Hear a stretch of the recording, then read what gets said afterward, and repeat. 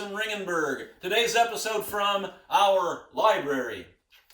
Now, it's always amazing to me how words can be used so differently by different generations and different periods of history. For example, these days, so often words like liberty, freedom, or patriotism are used so differently than they were when I was growing up. Now, when I was growing up, those words were like religion to me. I was a major Revolutionary War nerd. In 4th and 5th grade, I read every single book in our school library and in the Sheffield Library about the Revolutionary War and the founding of our American Republic. I was especially fascinated by how, at different times, just a few normal people would change history without being acknowledged by history. Their names today aren't even known in so many cases. Now, for example, in December of 1776, the American Continental Army had dissolved to almost nothing. General Washington only had a few thousand soldiers under his command, and many of those soldiers were sick, they didn't have shoes, they hadn't been paid in months, they were half starved, they didn't have any winter clothing, they were almost freezing to death. To compound the problems, most of their enlistments were going to end January 1st. So Washington knew that he had to get these soldiers to stay on, or the cause was lost. The revolution would have ended. He himself most likely would have been executed. So there's these fantastic stories of Washington and his general officers going directly to the men around these campfires. And these guys were freezing to death. They were shivering. They had sicknesses and illnesses. They were half starved. And Washington asked them to stay on for 30 more days. Hang in there for 30 more days. Give me time to get more recruits. Give me time to try to save this army. The percentage no one knows exactly, but almost all of these soldiers volunteered to serve 30 more days. So Washington was able to keep this little ragtag army together for one more phase. At the end of that month, to everyone's surprise, he launched an offensive with these fellows. Again, half-starved, ragtag, barefoot. He launched an offensive against the British Army in New Jersey, an incredibly powerful force from the biggest and most powerful empire in the world at the time. At Trenton, and then to Princeton, and then on the rest of the month, they harassed and won victories against the British Army and changed the entire course of the war. These fellows that we don't know their names of changed the course of American history. Now, fast forwarding to the 1950s and 1960s, and I'd like to talk a little bit about that word freedom and what it meant to the soldiers, what I call in the Second American Revolution, and that is the civil rights movement of the 50s and 60s that continues to this day. Now in Nashville, Tennessee, believe it or not, there was several organizations of these civil rights activists that were very effective in Nashville. Most people think of Nashville, Tennessee, they think of country music. Well, believe it or not, Nashville was a hotbed, a ground zero point for the civil rights movement in the 1950s and 60s. Most of it was centered around the African American colleges at Meharry and Fisk universities. And these students, many of them were the first of their families to go to college.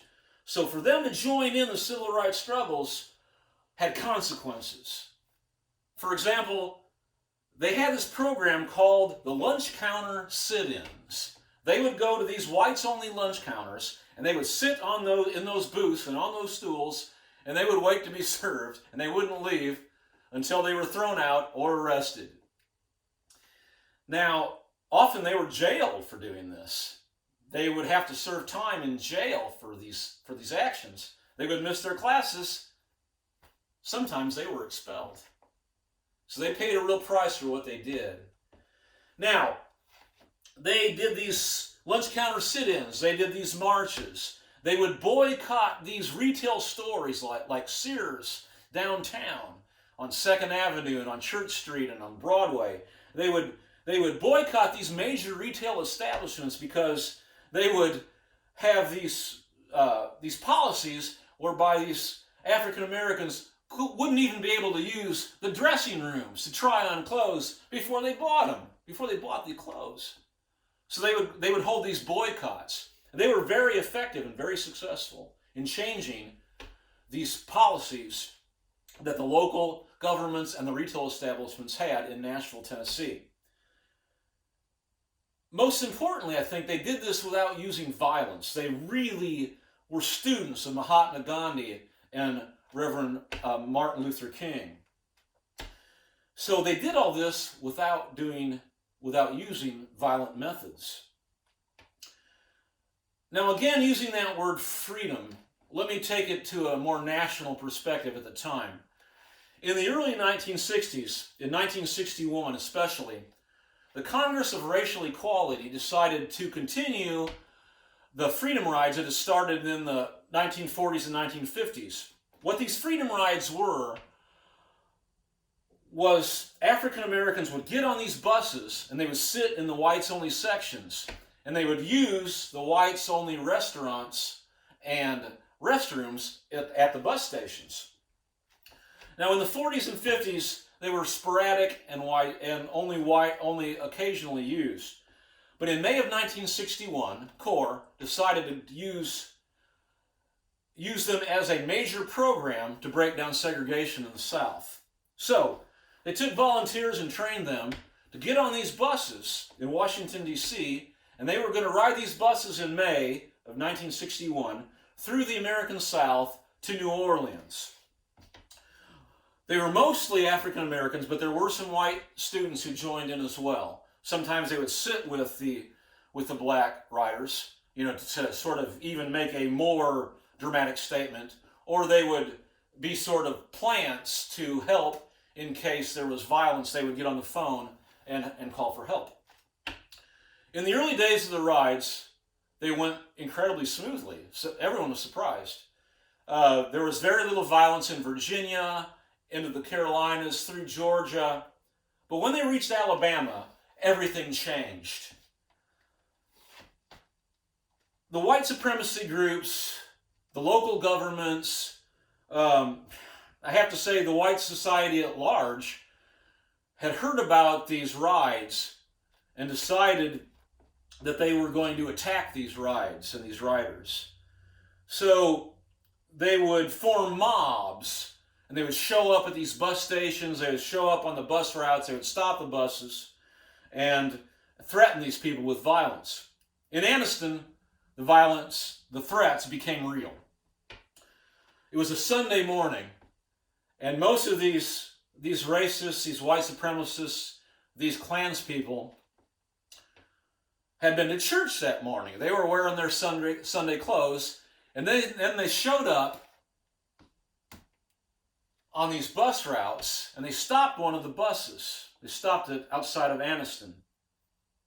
They surrounded the bus. They started attacking the bus. And one of the Klansmen threw a gasoline bomb into the bus. Thank God no one was killed by that explosion. But there was a fire in the bus. They're sitting on a gas tank. So everyone starts screaming. They try to leave the bus. And the Klansmen and these white supremacist freaks, they jammed the bus doors and wouldn't let them leave the bus. There were some local police there. The local police, for the most part, turned their backs on the situation. Now, a few people inside this bus had the presence of mind to go to the back of the bus where there was less of the crowd surrounding the back entrance. And they were able to push open the door, and they were able to get everyone out of the bus. Of course, they got out of the bus into this crowd of people holding baseball bats and pipes and chains. Most of them were beaten, many of them taken to hospitals. In many cases, the hospitals wouldn't even take the people. A few other buses got to Birmingham. It was the same situation. They were attacked violently. The local police did not try to stop the mobs. And CORE and the sort of national civil rights leaders and the Kennedy administration decided to put pressure on the Freedom Riders to stop the rides. So these riders went home. Several of them were from Nashville, Tennessee, including John Lewis.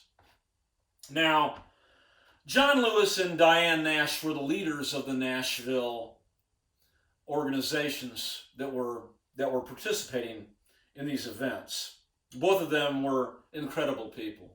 Diane Nash was absolutely committed to continuing these rides, as was John Lewis.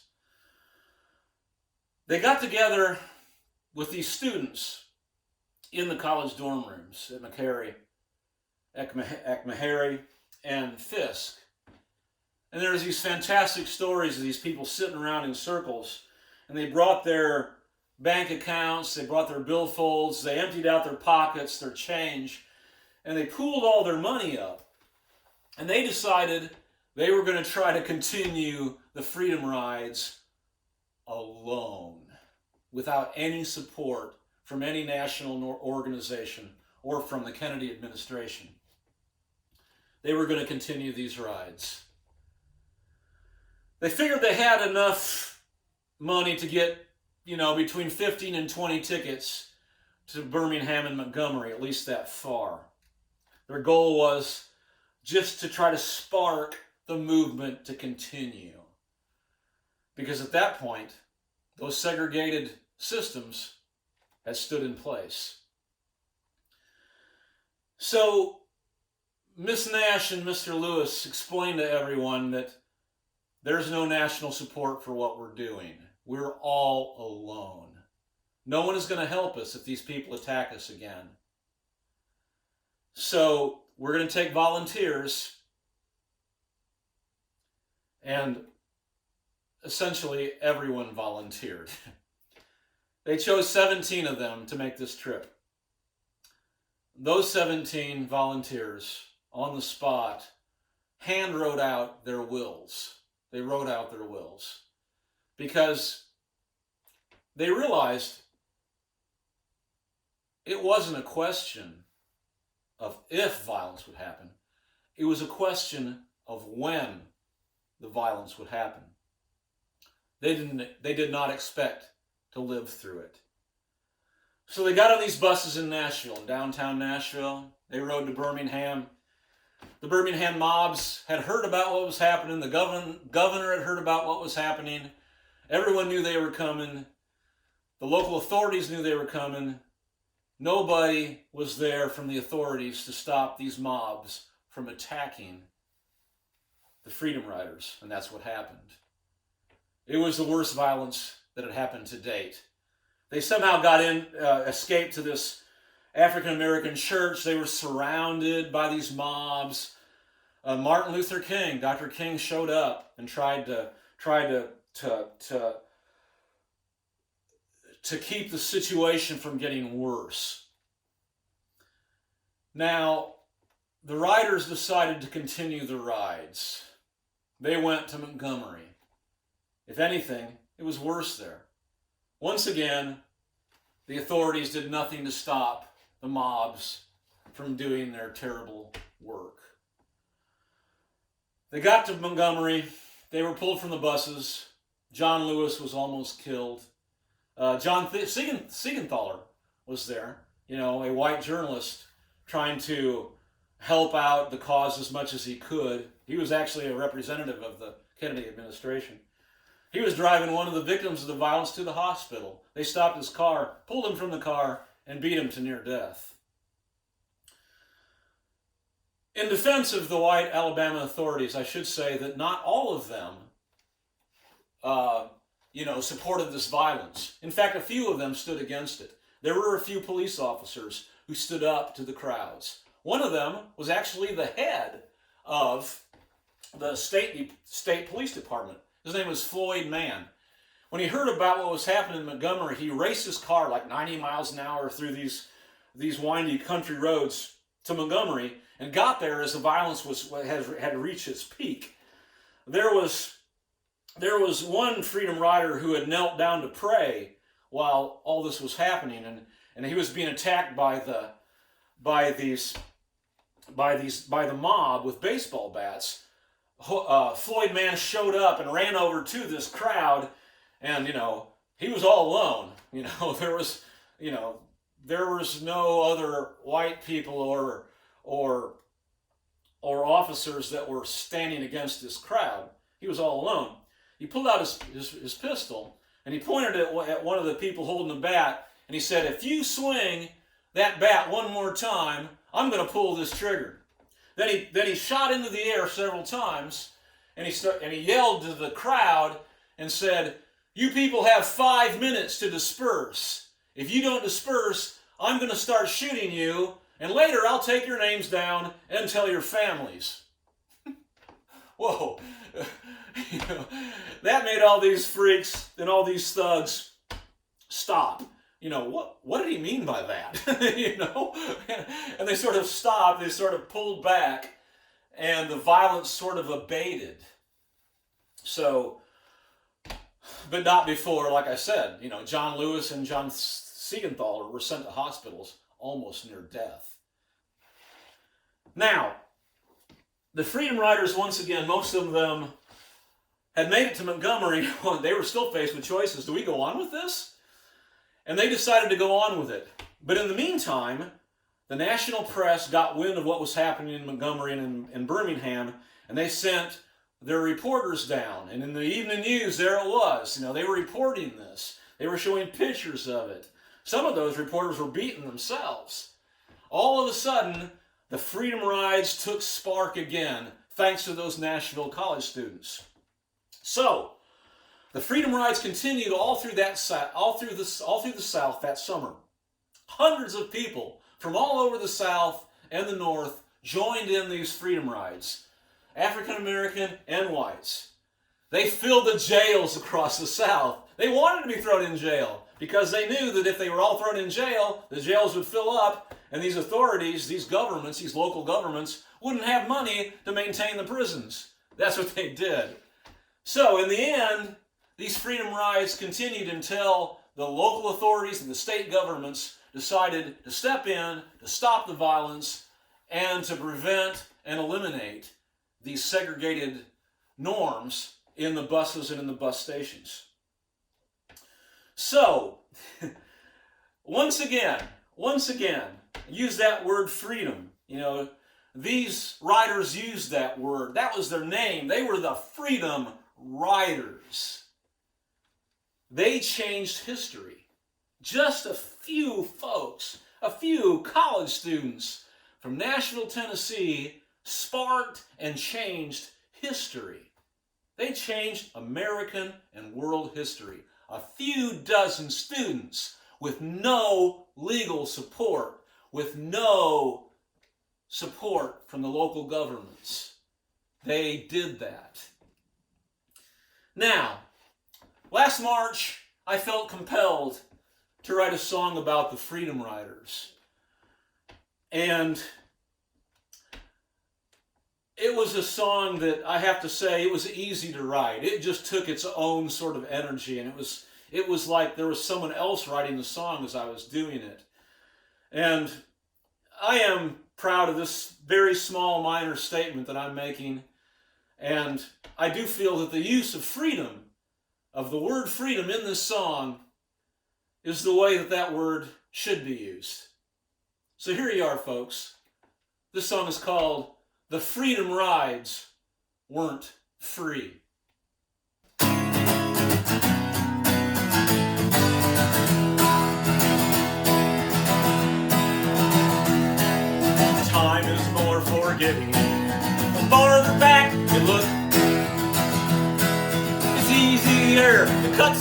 back to someone from a book. But when somebody smiles and says, well, what's done is done, you wonder what side they took in 1961. Who'd have thought an old bus could be a battleground where Klansmen join the governor, keep so many down, where just a few brave souls stood against the tide, take their stand for justice and make those freedom rides. Those freedom rides weren't free, no, those freedom rides weren't free. A toll was paid in blood and soul south of Tennessee. Well, you can quote your politics or U.S. history. For those who rode those buses, the freedom rides weren't free. For those who rode those buses, the freedom rides weren't free. Yeah.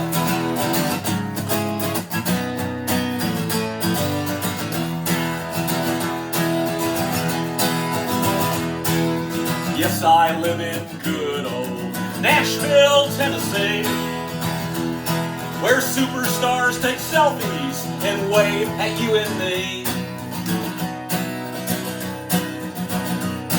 Where not so long ago some college kids combined their losses to board a bus for Birmingham to face the mobs and bosses.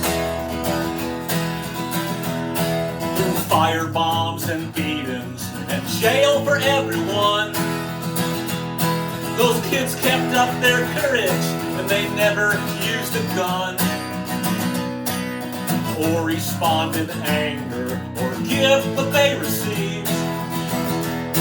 Nonviolence was sacred to all that they believed. The freedom rides weren't free, no, those freedom rides weren't free. A toll was paid in blood and soul south of Tennessee. You can quote your politics or U.S. history. For those who rode those buses, the freedom rides weren't free. For those who rode those buses, the freedom rides weren't free.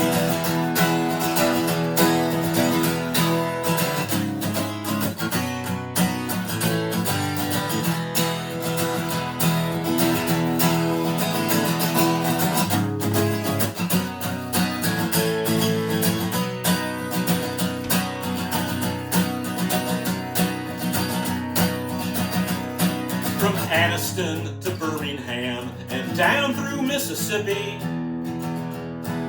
the eyes of time stare back at us like tired ancient hippies.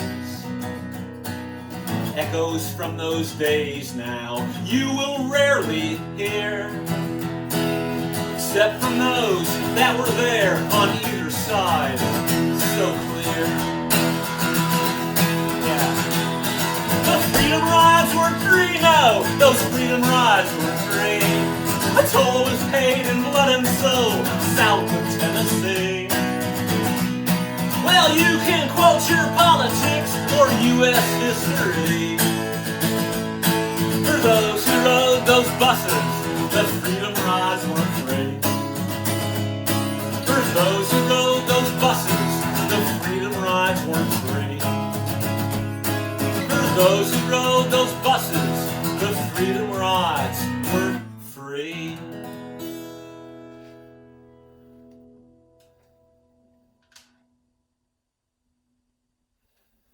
Dedicated, of course, to all the freedom riders, many of whom have now passed to the other side. May we never forget.